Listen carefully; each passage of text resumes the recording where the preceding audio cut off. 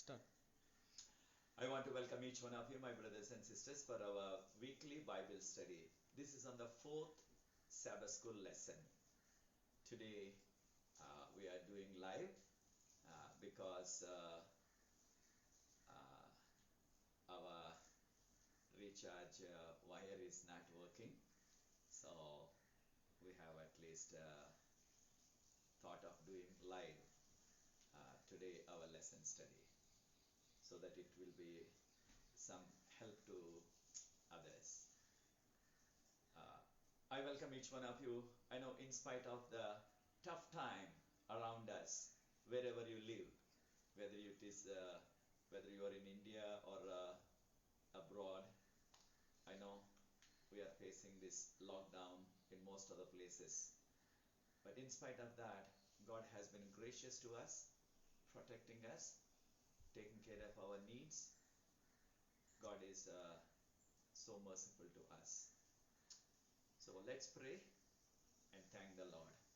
Loving Father, we want to thank you for your abundant goodness and love, and also your mercy to take care of us in this tough time which the whole humanity is facing throughout the world. Lord, great is your faithfulness in protecting us and taking care of us, spiritually as well as physically. Help each one of us to understand this fourth lesson so that we will give all the importance and priority to your word, the Bible. Help us to understand other aspects which can influence our understanding of you and your word. Because I pray in Jesus' loving name, amen.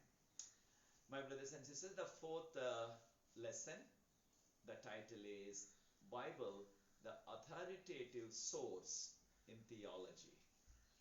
Now, in theology, what is theology?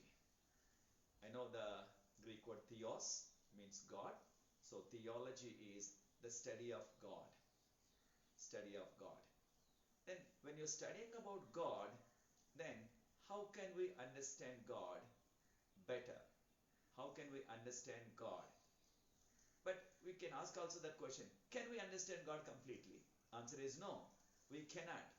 Why? Why can't we understand?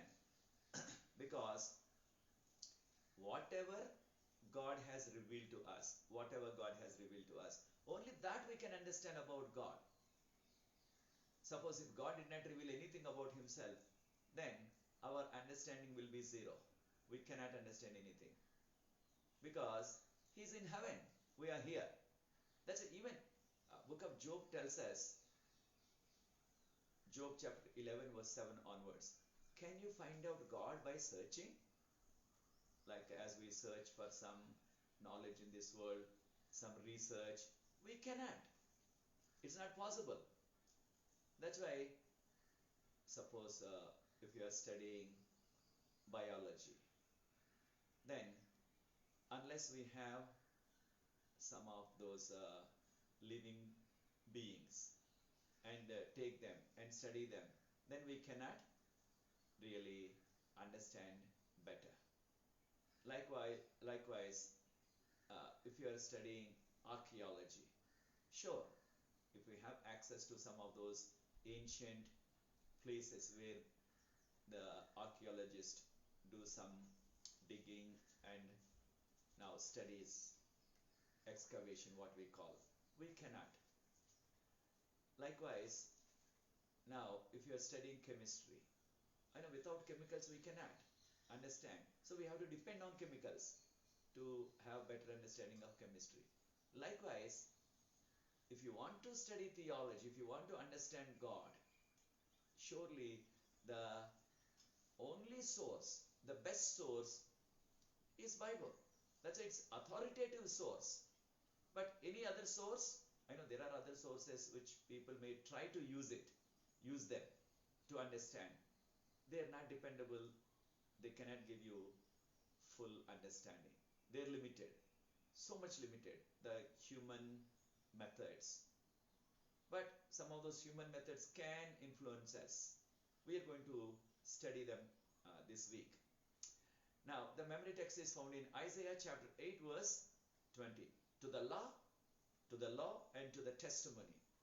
And now if they speak not according to this law and to the testimony, because there is no light in them, which means if there is any person who says, I have a word of God, or I have a vision, I had a dream, I had a vision, I have some message for you, then if they say anything which is contrary, which is against already the revealed word of God, then because there is no light in them.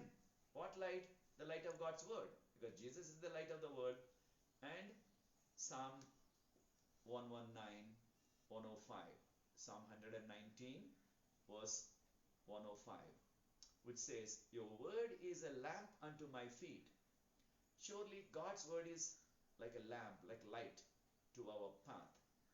That's why if anybody is speaking something which is not agreeing with the Bible, which is against already revealed word of God, then there is no light in them.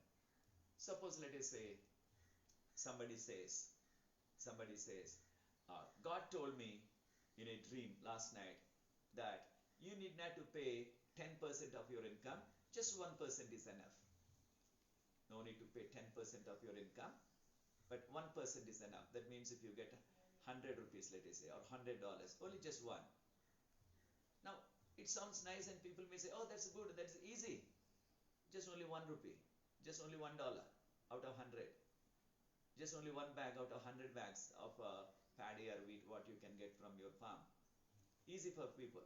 But it is not according to the light which is already received. It is not according to the word of God which is already revealed. It is contrary. That's why we should not accept it. We should not accept it. Or, let us say, God created Adam and Eve, and now that is God's plan for a family, husband and wife. Let us say somebody says, I had a dream, God told me to marry 7 wives or 7 husbands. Sure, that is not according to God's word, because it is contrary. It is against already the revealed word of God. Though some tried polygamy and ended into a big mess in the time of Old Testament, like David, King David, like King Solomon and others. Surely, whatever is the revealed will of God, whoever says, that should be in accordance with that. We need to understand.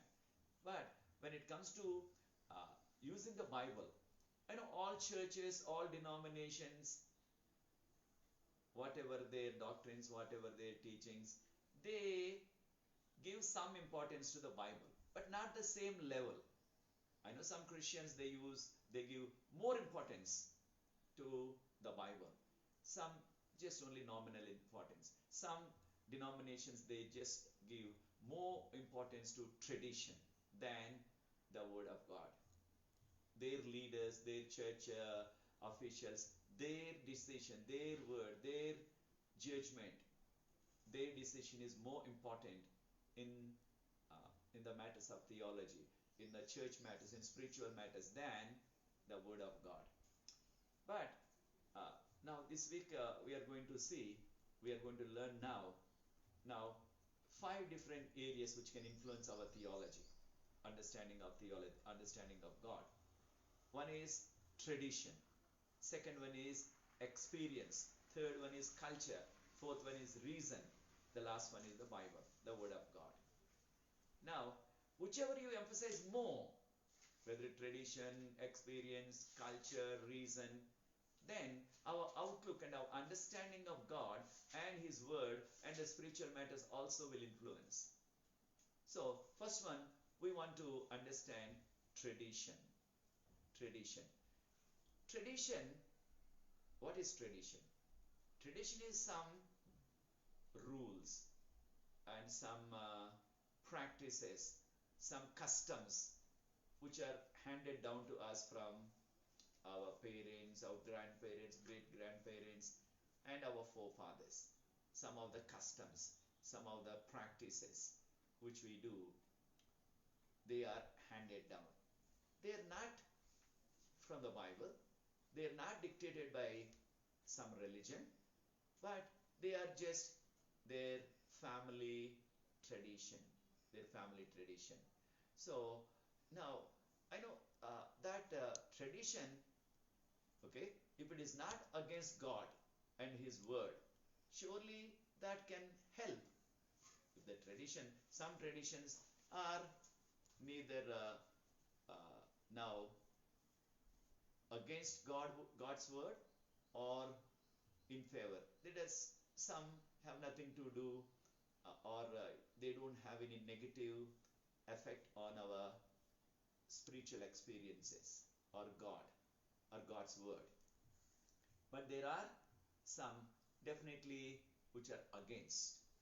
And so we need to cautiously guard, are there any dangers? Is there any danger in following some tradition? Some tradition. I know, for example, there was a tradition. There was a tradition in India in the olden days, not now, at least in 1800s and early part of 1900s. Surely that tradition, and it can be traced back a few more centuries backward. That tradition was, if a husband dies, if the husband died of any reason, then according to the religion, their religion, then they have to cremate the dead body. That is burning the dead body. Then along with that dead husband, they also took his wife who is still alive, healthy, and they burned her to death also. Now that's what they term it as sati system, burning the wife who is healthy and nice. She has no disease, not old, but still they burnt her to death. Though she had even certain cases, she had small children. Maybe husband died of some snake bite, young man, but they burnt the young wife also along with him, and both no more. This was a tradition, but definitely many reformers now opened their voice against such a evil practice. And also William Carey, missionary who came to India, he opposed it and used his now influence with the government in those days, British government, and they were able to, with the help of many social workers, native workers, they were able to now ban it.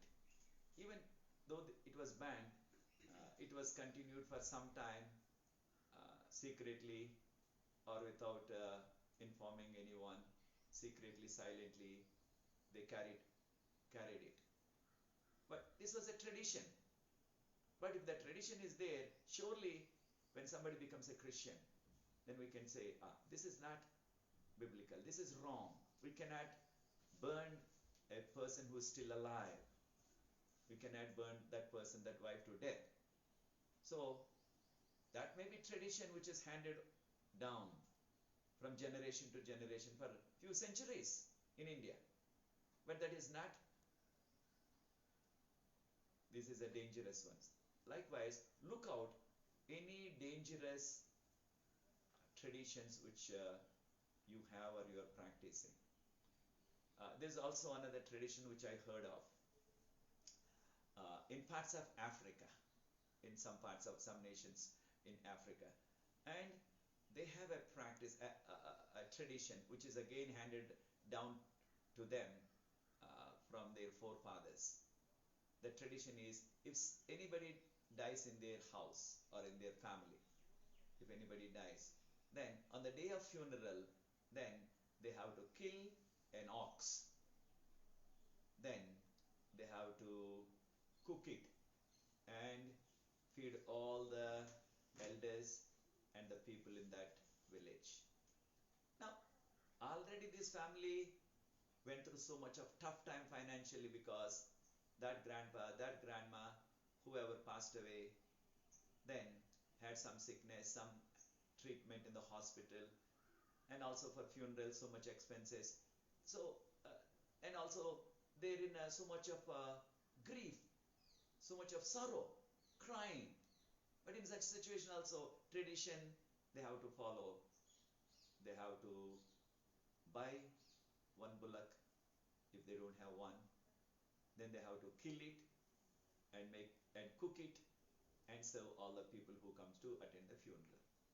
And I know again this is a definitely the whole family is at so much of deep grief and sorrow and so much financial burden.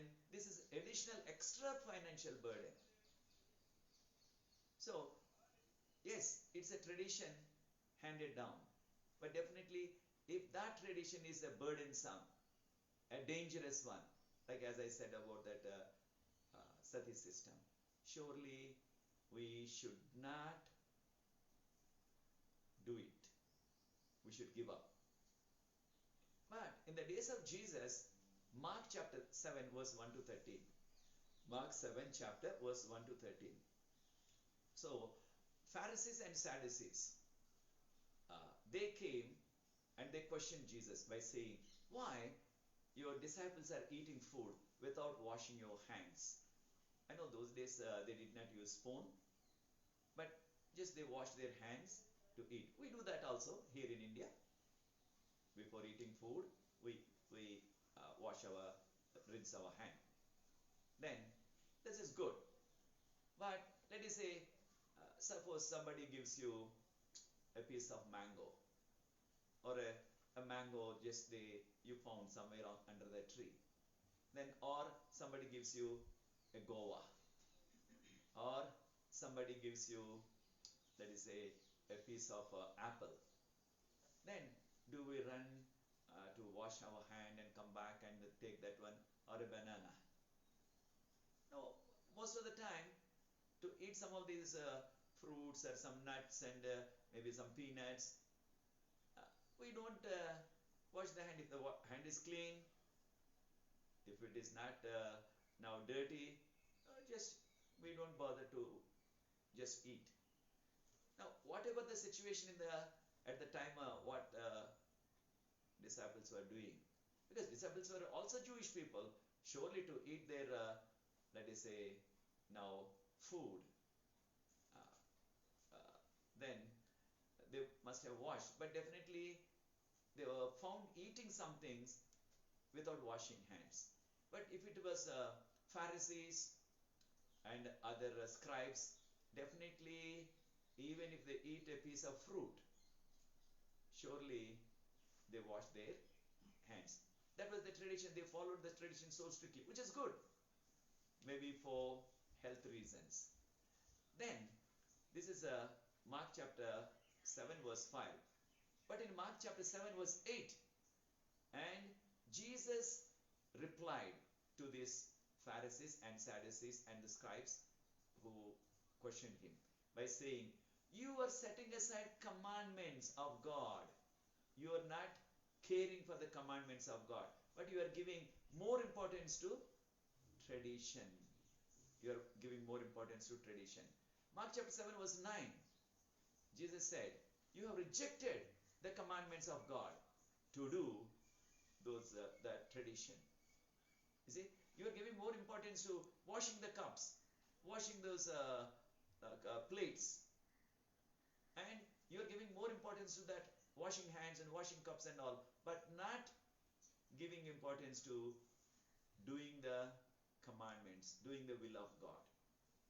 That's why now what Jesus was now telling these people is, give more importance to the commandments of God, give more importance to the word of God than the traditions. That's why surely now we follow. Yes, we are influenced by tradition, and each family, each area has their own family traditions coming down, and many times they have nothing to do with the Bible. They're not connected with any religion, but some of the traditions can be helpful, can be helpful. But many traditions we have to be guarding around. They are dangerous. They are dangerous. And so now, according to 2 Thessalonians chapter 3 verse 6, 2 Thessalonians chapter 3 verse 6, Paul was telling them, now, so you walk according to what we taught you, not according to now the other aspects. But whatever we told you, that means because Paul only taught the word of God. You walk according to that. You live according to that, which is important. Which is important. That's why in our Christian experience, or in learning about God, in learning about spiritual matters, and watch out whether you are mixing your tradition, more than the word of God and the commandments of God. Give more importance to word of God and the commandments of God. Bible says something, yes, if the tradition is in conflict, we need to stop that one. So that's why we need to. Then another area is experience. I know human life is all experiences from our birth up to death. Every day full of experiences. And now those experiences, I know some are very good experiences, some are bitter, bad experiences. Some experiences bring us close to God, but some experiences lead us away from God.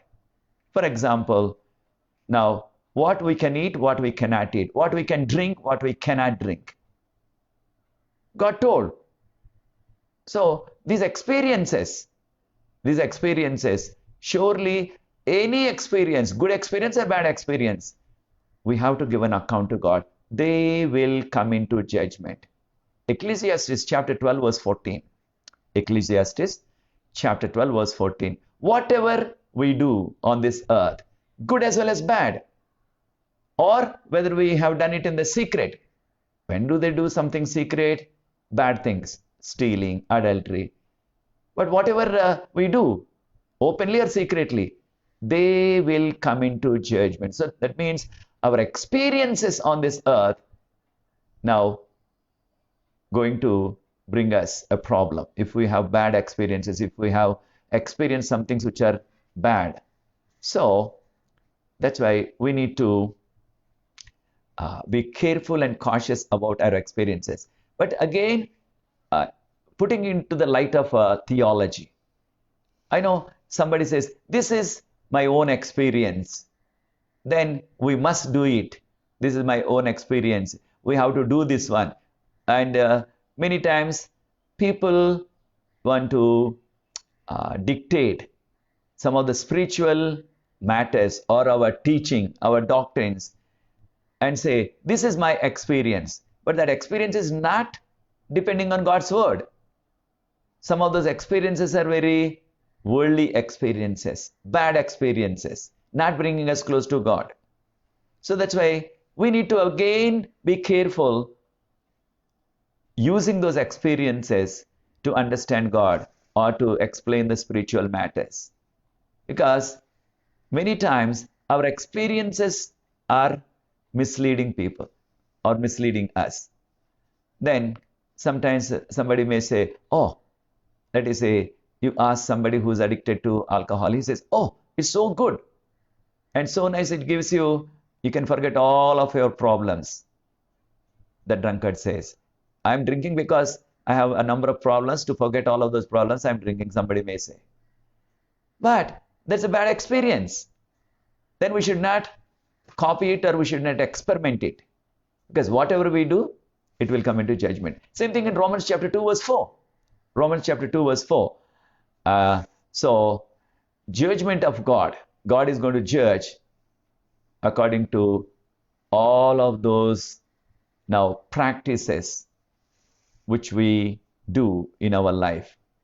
That's why surely we have to really be careful about what we experience, what we are trying to experience in our life. I know many times people want to experience some new things.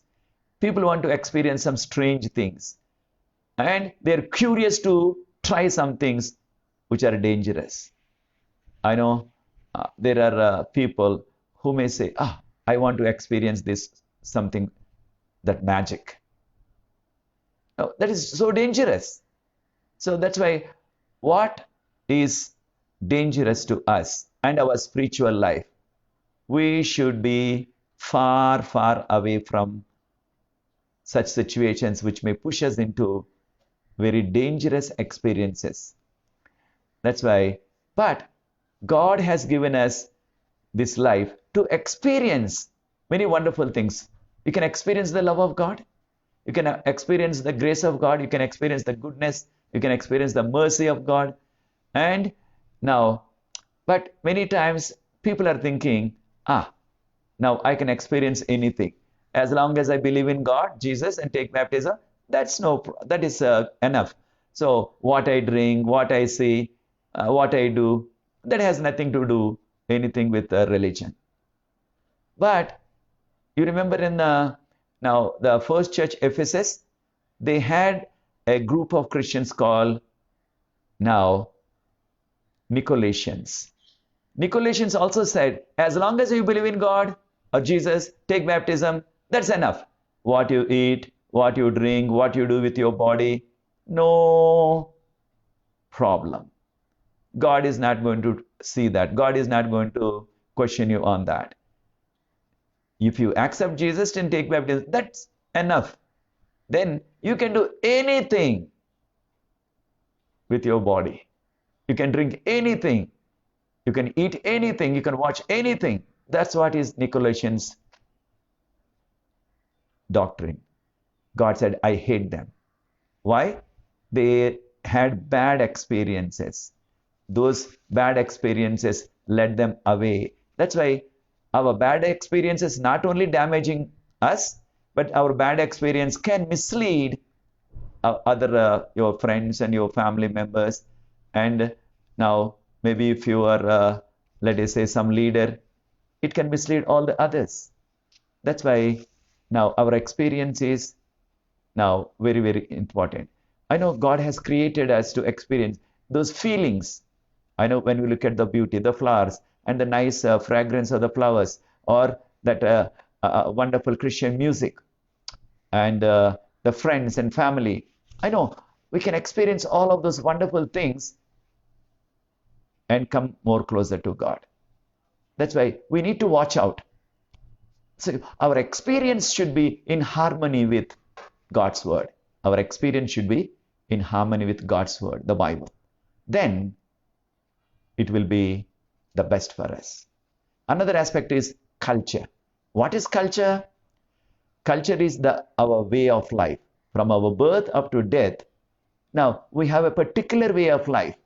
The dressing, the food which we eat, and the way we do certain things, and our language, they're all controlled by the culture. I know Bible is revealed in that culture, Jewish culture. That's why we cannot avoid but many things which are Jewish in typical Jewish culture. We read, we understand. Sometimes it may look odd, very odd for us, very, very now strange for us. But that was their culture. That was their culture. Now, surely, I know, for example, if it is in South India, mostly we eat rice. But we move into North India, they say, how can people eat rice 3 times a day? Because they eat only chapati. Now, the culture here in South India, I know some of us who are from South India, we grew up in that. And there, suppose if somebody is sick and is undergoing some treatment, the medical doctor would advise and say, oh, you are weak, then you need to take now good food, then eat some chapati. Fine. But I know, or some bread. And I know it's often a kind of situation which we experience when we are small, growing up in villages in South India. If anybody is seen eating some bread, then people would ask their neighbors and say, do you have fever? Are you sick? Because I know in the villages in South India, people ate bread only when they had fever or sickness. Or if somebody saw you eating some grapes, immediately they used to ask, do you have fever? Are you suffering from some sickness? Because people ate grapes only when they had some sickness and fever. So that is kind of a culture. But let us say, I know some parts of the world, I notice they don't eat any chili. If it is in South India, I know they use more chili and also more spices and more pickle, and many other places they don't use any spices. And so that is the culture they grew up. I know when I visited Kenya, Zambia, I know they eat that maize, and that looks like almost like similar to suji, like a suji, what we eat here in South India, they call upma, and but they eat that suji, but they call it ugali, or in Kenya, in Zambia, they call enchima, whatever the name, but they eat, and that is their food. That is their food. But if it is now somebody goes from here, South India, and say, how can they eat this 3 times a day? How much, what, is there any taste in that? They may ask. Similarly, they'll ask the same question to us and say, how can you eat 3 times rice? How much, what taste is there in that? What strength is there? What I'm trying to say here is definitely our culture has some of these, what we eat, what we wear, what we do, they're all controlled. But now, the Jewish culture, now, it looks strange for us and also odd when Boaz wanted to marry Ruth, the Moabite. But Boaz was a close relative of Naomi.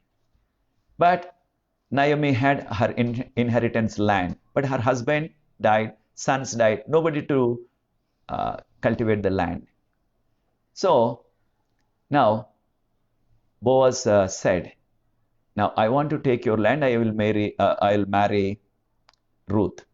But there is another more close kinsman, that is more close relative than me. He should get the first choice to take that land. If he takes that land, the hitch is that person has to marry Ruth the Moabite. Then that kinsman was called to the elders and said, this is what it is. Do you want to take that land? Because you are the rightful closest kinsman. He said, sure, anybody would like to take the land, but to marry a Moabite, he was not willing. He said, no, I don't want. Then Boaz said, I'll marry her. I'll take that land. Fine. But what was the practice? In front of all the elders, he took away, or he took out a slipper from his feet and he gave it into the hand of that kinsman. Now, can you imagine, especially growing up in South Indian culture, if anybody takes out his slipper in front of all the elders, that is, I tell you, a very heinous act to take out your slipper and show your slipper in front of everyone, especially when you are among the elders. That is a very heinous act. It is considered as now very despicable act in South Indian culture. But there in Israelite culture, then it was acceptable. So that kinsman took that slipper from his feet, which means I don't want that land and I don't want that Moabitish lady, Ruth. That's what he said. That's why that was their culture. That was their culture. And so I know this is what now we need to understand the culture. But what we are trying to learn here is any cultural practice, your food habits or your other practices, if they are against the Bible, if they're against the spiritual active like life which Bible tells us, then we should give up. We should give up. And I know another culture which I noticed among the Jewish families, when a son, the first son, the eldest son, when he crosses 12th year and enters into 13th year, which means he becomes now teenager, then the family brings that boy to the temple in Jerusalem with the music and the drums and trumpet sound. They come and offer a sacrifice, give a thanksgiving, like a thank offering. Then they take the boy back, declaring this boy is now teenager. That is happening even now. Though they don't have the temple, they bring that teenager to the Wailing Wall, and they do that. That's why, yes, this was a practice, a culture which tells us. But it is not against the Bible. So surely they can do it. Even in the days of Jesus, you remember, Mary and Joseph brought Jesus when he was 12. Because when he completed 12, they came. And parents went away. And Jesus stayed back. And he was discussing with those scribes and with those elders the religious matters. So, yes, the culture has some good things. Culture also has dangerous things. That's why, what are some of those cultural aspects which are dangerous for our spiritual life, which are dangerous? Sometimes that cultural aspects we bring into the religion. I know there are some parts of the world, they can marry 4 wives. 4 wives. Then, surely the question is, what to do with such person when that person accepts Christ? I know there are so many challenges. There are so many questions on that. What to do with that person and his 4 wives? If he accepts Christ, should we baptize all of his wives? I know there are so many challenges because of the culture in which we are born and brought up. That's why if any cultural aspect is against God's word, we should set aside. Because God's word is the standard authority in theology. To learn about God, to follow what God says, Bible is the final source, authority. Another aspect is reason. I know we have our own reasoning. And definitely 2 Corinthians 10:5 tells about casting, all the arguments. I know when we have our reasoning, we have that, what we call our reasoning, our thinking. So our reasoning and our thinking, we must set aside if that reasoning and our thinking is contrary to the word of God. Proverbs chapter 9 verse 10. Proverbs chapter 9 verse 10, which tells us the fear of the Lord is beginning of the wisdom. And now, so definitely, now when we have the knowledge of God, surely our thinking also is sanctified thinking. I know sometimes some people say, this is my thinking. Sure, you have your own thinking. But only thinking is, our thinking is many times dangerous if it is not in accordance with, in harmony with God's word. For example, now there was a president, Thomas Jefferson was the president of India, sorry, president of America, sorry. Thomas Jefferson was president of America those days. And Thomas Jefferson, the president of America, that USA, had a thinking. The thinking was, whatever is not rational, whatever you cannot explain by your reasoning in the Bible, you don't accept it. For example, the miracles, feeding the 5,000. How can 5 loaves, how can 2 fish be enough for 5,000 men besides women and children? Women and children. Over 20,000 or 25,000 group. Just 5 loaves. That also small ones. Now, so it is not reasonable. You cannot explain with your rational thinking. So he said, we should not accept that feeding the 5,000 with 5 loaves and 2 fishes. Same thing with how can a dead man who was buried for 4 days, like Lazarus, how can he be brought back to life? That is impossible. You cannot explain it with your reasoning. That's why don't accept it. Throw it. Likewise, he rejected all the miracles of Jesus. He rejected all the miracles and the healings of or resurrections of dead people recorded in the New Testament. Which means if you remove all of them, then more than half of the New Testament is gone. So, that President of America, Thomas Jefferson, had that kind of a thinking. Our reason, our rational thinking should be able to explain all these things. Which is wrong. Which is wrong. Some of those aspects are beyond our reasoning. Beyond our reasoning.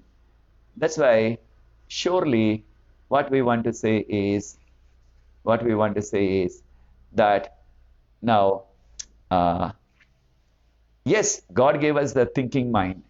We can reason out. We can do the reasoning. But that reasoning should be in harmony with God's word.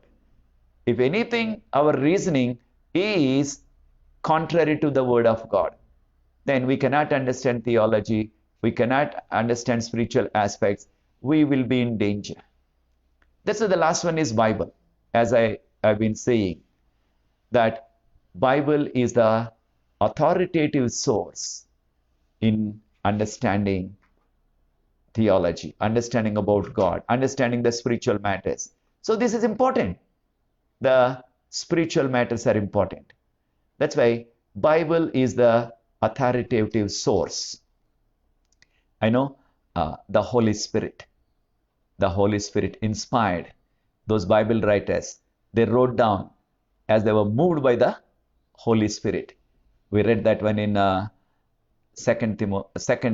Peter chapter 1 verse 19, 20 and 21. 2 Peter chapter 1 verse 19, 20 and 21.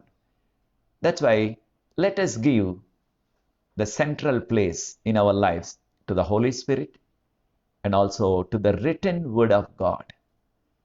Written word of God. It's not your feelings, not your culture, not your tradition, and not your individual experience. They're all there. They play some role, but let those things like your tradition and your experience and your culture and your reasoning should not now occupy the place of the word of God. That's why let us approach theology. Let us understand God and his word prayerfully. What Bible says, that is final. We follow. And of course, we can reason out, we can understand some of those situations, but we should not deviate from the principles of God.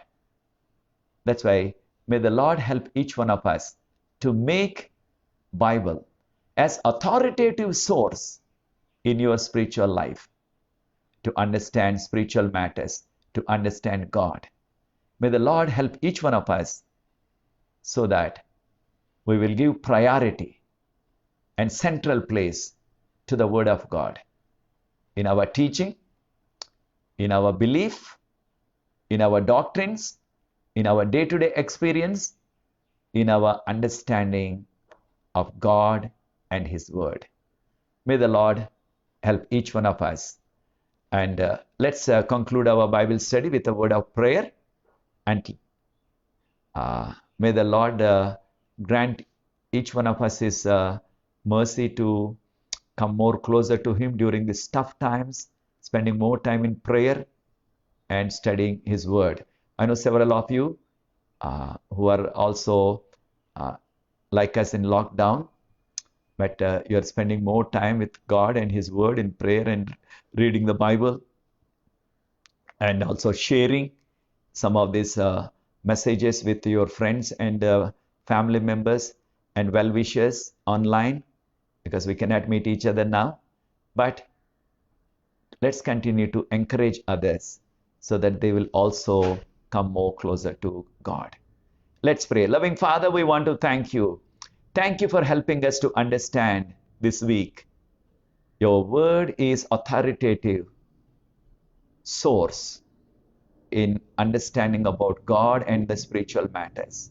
Thank you, God, for telling us, though we have our tradition, though we have our experiences, though we have our culture, though we have our rational thinking, but these are all subordinate to your word.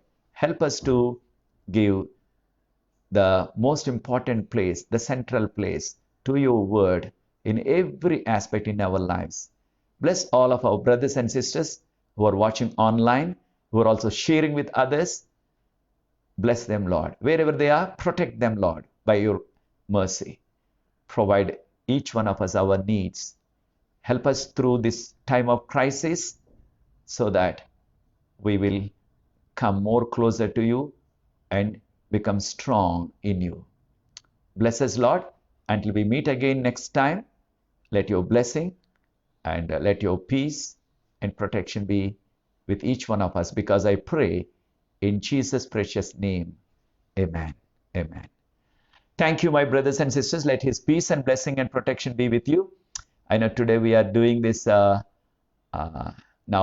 Facebook Live lesson study in English, because my camera recharge card is not working now. All the shops are now shut down, so we have to do this one few more weeks, looks like. Again, Facebook Live, and we will do it. And thank you, and pray for us. Then we'll pray for you also. We'll meet you again. God be with you. God bless you.